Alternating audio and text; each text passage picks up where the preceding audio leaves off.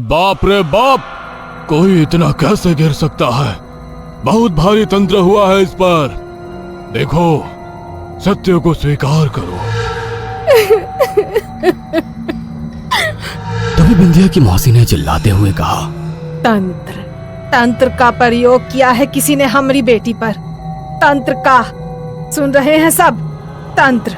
कहते हैं कि विवाह के दौरान दंपति, अर्थात वो समय जब माला बदल होता है या 7 फेरे होते हैं या सिंदूरदान से लेकर दुल्हन विदाई तक की रस्म का जो समय होता है, वो समय बहुत ही संवेदनशील होता है। अरे ये क्या कर रही है रे?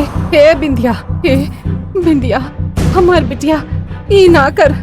ए बिंदिया।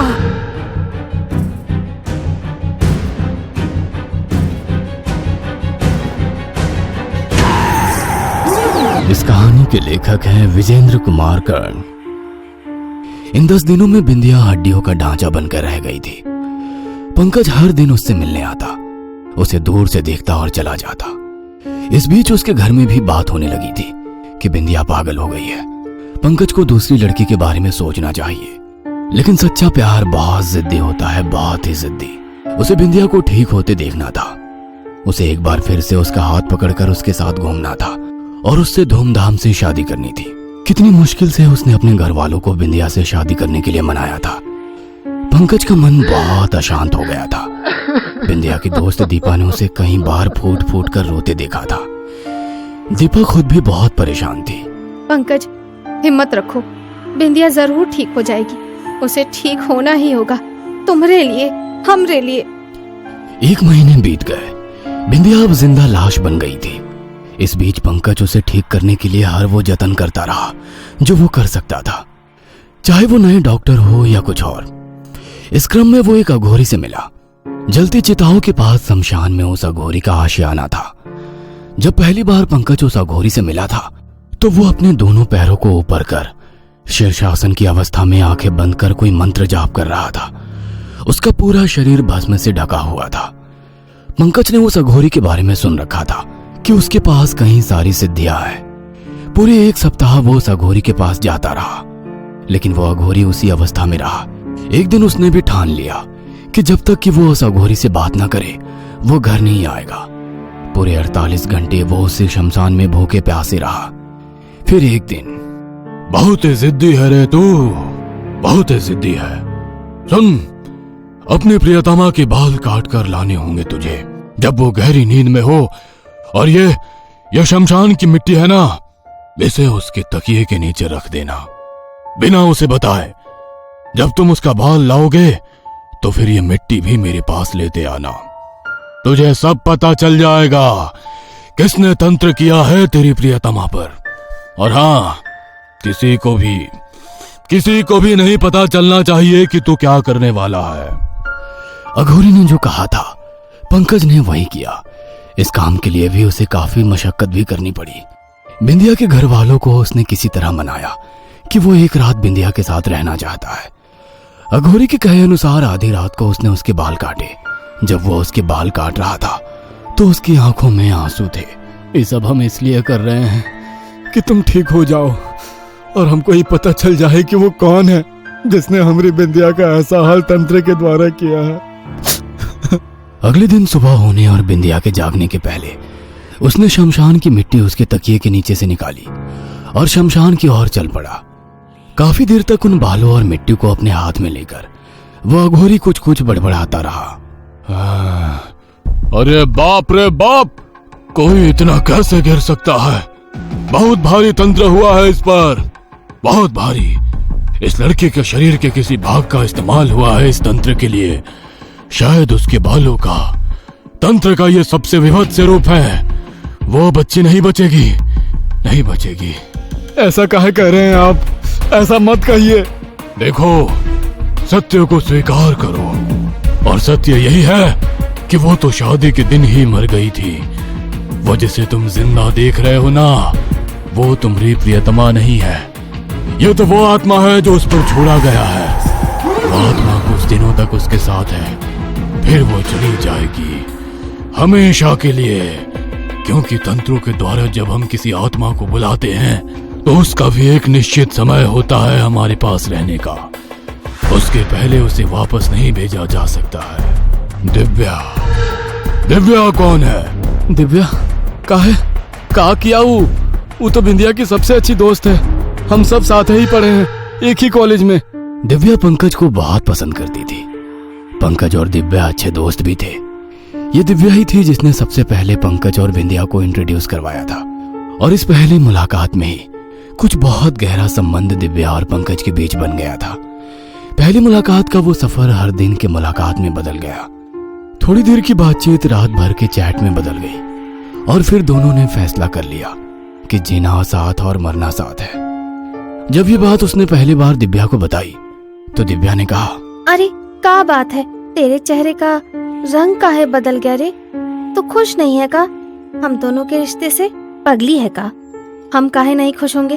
अरे हम तो बहुत ही खुश हैं, लेकिन एक बात का हमको गम है। इतना सब कुछ तुम दोनों के बीच पक रहा था और हमको कुछ हवे नहीं लगा। अरे हम तो तुमको बताना ही चाहते थे, लेकिन पंकज मना कर रहा था। वो काहे? पंकज कहता है कि सच्चे प्यार को नजर लग जाती है रे। हट, अपनों ही कहीं नजर लगाती है का? दिव्या बहुत ही नॉर्मल रहने की कोशिश कर रही थी, लेकिन उसे ऐसा लग रहा था कि बिंदिया ने उसका प्यार उससे छीन लिया है, जबकि पंकज दिव्या को सिर्फ अपना एक दोस्त मानता था। लेकिन दिव्या ने तो मन ही मन उसके साथ शादी के सपने देख लिए थे। तुमने हमरा प्यार छीना है बिंदिया, खुश तो हम तुमको भी नहीं रहने देंगे। हाँ, दिव्या को जब पंकज और बिंदिया की शादी का पता लगा तो उसकी बेचैनी और बढ़ गई। वह जल्द से जल्द कुछ ऐसा करना चाहती थी कि बिंदिया उसके रास्ते से हट जाए। दिव्या के दादा एक तांत्रिक थे। उसे अपने दादा के जरिए तंत्र की कई गूढ़ बातें पता थी। उसे पता था कि तंत्र में वो शक्ति है जो असंभव को संभव कर सकती है। उसने तंत्र के बारे में एक बार फिर से खूब पढ़ना शुरू किया, इंटरनेट पर दादाजी की किताबों में, और फिर उसे तंत्र के सबसे विभत्स रूप का पता लगा। इसमें जिस पर तंत्र करना होता है उसके बालों को या नाखून को आधी रात के बाद बिना उसकी जानकारी के काट लिया जाता है और फिर शमशान में उन बालों को या नाखून को एक छोटे से गड्ढे में गाड़ दिया जाता है। लेकिन वो गड्ढा किसी हथियार से नहीं बनाना होता है। उस गड्ढे को बनाने के लिए अपने नाखूनों का इस्तेमाल करना होता है। बिंदिया के नाखून लाना तो लगभग असंभव था, लेकिन उसके बाल तो लाए जा सकते थे। यही सोचकर एक दिन दिव्या ने बिंदिया से कहा, यार एक बात पूछना चाह रहे थे। मम्मी पापा परसों कहीं बाहर जा रहे हैं, हम घर पर अकेले रहेंगे तो हमको बहुत डर लगेगा। हम सोच रहे थे कि क्यों ना हम तुम्हारे यहाँ 2 दिन सोने आ जाएं। तो इसमें पूछने वाली बात का है? पहले भी तो तुम हमारे यहाँ सोई हो और कई बार तो हम भी सोए हैं तुम्हारे यहाँ जाकर। अरे पहले का बात अलग था ना। अब 3 दिन बाद तुम्हारा ब्याह होने वाला है, सारा तैयारी हो रहा है और ऊपर से तुम रात को पंकज से तो बतियाती भी होंगे ना। अरे तो 2 दिन नहीं बतियाएंगे उससे, वैसे भी अब तो पूरा जीवन उसी के साथ ही बतियाना है ना, तो क्यों ना 2 दिन तुमसे ही जी भर के बतिया लें। दिव्या की चाल कामयाब हो गई थी। वह उसकी यहाँ रुक गई। आधी रात के बाद जब बिंदिया गहरी नींद में सो गई तो दिव्या ने कैंची से उसके बाल काट लिए और उसे अपने पास रख लिया। यही नहीं, उसने जानबूझकर बिंदिया के पास से लोहे की एक चाबी जो वो इन दिनों हमेशा रखती थी उसे चुरा लिया और कुएं में फेंक दिया। बिंदिया, पंकज हमरा है, सिर्फ हमरा, उसको कोई हमसे छीन नहीं सकता। शमशान से जब पंकज वापस लौट रहा था तो उसके पैर बहुत भारी थे। ऐसा लग रहा था कि किसी ने बहुत भारी पत्थर बांध दिया हो उसके पैरों में। वो बिंदिया के घर पहुंचा, लेकिन बाहर लोगों की जमा भीड़ देखकर उसका कलेजा जोर जोर से धड़कने लगा। अपने आप को संभालते हुए वो किसी तरह उसके घर में घुसा तो दिव्या भागती हुई उसके पास आई और जोर जोर से रोने लगी। पंकज, पंकज सब खत्म हो गया है।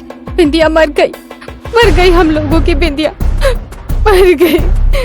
अरे ये बहुत गलत हो गया रे, बहुत गलत। बचपन से हम दोनों साथ साथ खेले थे, साथ पढ़े थे, सब कुछ साथ किया था, लेकिन देखो हमको छोड़कर चली गई बिंदिया। पंकज दिव्या की बातों का कोई रिएक्शन नहीं दे रहा था। वो बिंदिया के कमरे में गया और उसके मृत शरीर से जाकर लिपट गया और जोर जोर से रोने लगा। उठो ना, उठो ना, काहे सो गई तुम? उठो, तुमको कहे थे ना सच्चा प्यार को नजर लगता है, तुम मानती नहीं थी। अब हम क्या करेंगे तुम्हारे बिना इस दुनिया में? जानती हो, एक वो अंगूठी खरीदे थे हम कि तुमको वो सुहागरात पर देंगे, लेकिन साला शादी ही नहीं हुआ हम दोनों का, तो सुहागरात कैसे होता? लेकिन वो अंगूठी अभी वो है हमारे जेब में। हम तुमको पहनाना चाहता हूँ वो अंगूठी। पहना देना, बोलो ना, पहना दे। अरे बोलती काहे नहीं तुम? ऐसे तो बहुत बकबक किया करती थी, अब क्या हो गया तुमको? अब बोलो ना। पंकज ने अपनी जेब से अंगूठी निकाली और दिव्या की उंगलियों में पहनाने लगा। उन उंगलियों में जो बेजान थी। वहां का दृश्य देखकर सभी की आंखों में आंसू थे। तभी पंकज ने कहा, देखिए, हमारी पत्नी मर गई है, हमको थोड़ी देर इसके साथ अकेला छोड़ दीजिए ना, हम आप लोगों के आगे हाथ जोड़ते हैं। पंकज की गुजारिश पर बिंदिया के परिवार वाले वहां से हट गए। पंकज ने कमरा बंद कर लिया और बिंदिया से बातें करने लगा। कुछ देर तक तो पंकज की आवाज आती रही, फिर उसकी आवाज आनी बंद हो गई। दिव्या ने उसे बाहर से पुकारना शुरू कर दिया, पंकज, पंकज। लेकिन उसने कोई जवाब नहीं दिया। दिव्या भागी भागी बिंदिया के माता पिता के पास गई और पंकज द्वारा दरवाजा नहीं खोलने की बात बताई। वे सभी घबरा गए। उन्होंने भी बाहर से बहुत आवाज लगाई, लेकिन पंकज ने कोई जवाब नहीं दिया। हमें दरवाजा तोड़ना पड़ेगा। बहुत मशक्कत के बाद दरवाजा तोड़ा गया। पंकज बिंदिया के बगल में मृत लेटा हुआ था। उसकी कलाई की नस कटी हुई थी, जिससे खून अब भी टपक रहा था। पंकज की ऐसी हालत देखकर दिव्या को सदमा लग गया।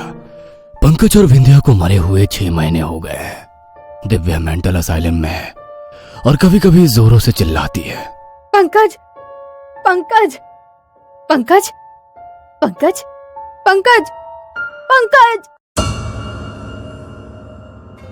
ये कहानी आपको अच्छी लगी हो तो हमें सब्सक्राइब करें, हमारा इंस्टाग्राम और फेसबुक पेज जरूर फॉलो करें। और हाँ दोस्तों, सब्सक्राइब करना भूलना मत।